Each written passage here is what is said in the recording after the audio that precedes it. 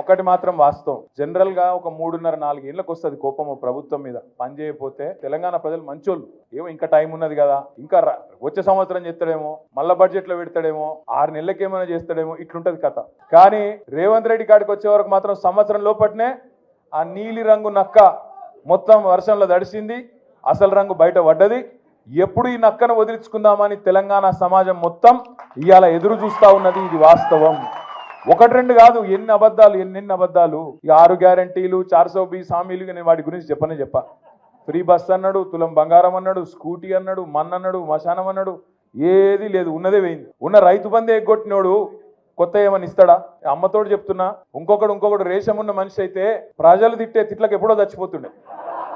రేవంత్ రెడ్డి కాబట్టి బతుకున్నాడు, పురాగా సిగ్గు తప్పినోడు, పురాగా ఇజ్జత్ లేనోడు కాబట్టి బతుకుతున్నాడు. కానీ ఇంకోడైతే ఎప్పుడన్నా ఆయన ఓ బకెట్ల నీళ్లు పోసుకొని ఆయన నీళ్ళలో దుంగి చచ్చిపోతున్నాడు.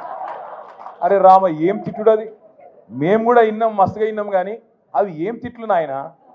ఆడ మూసి ఒడ్డు పొంట పోయి ఇక్కడ గొట్టం వెట్టుడు ఆలస్యం, ఏడున్నాడు రమ్మను అని. అరే గంత కోపం ఏంద్రా బయట?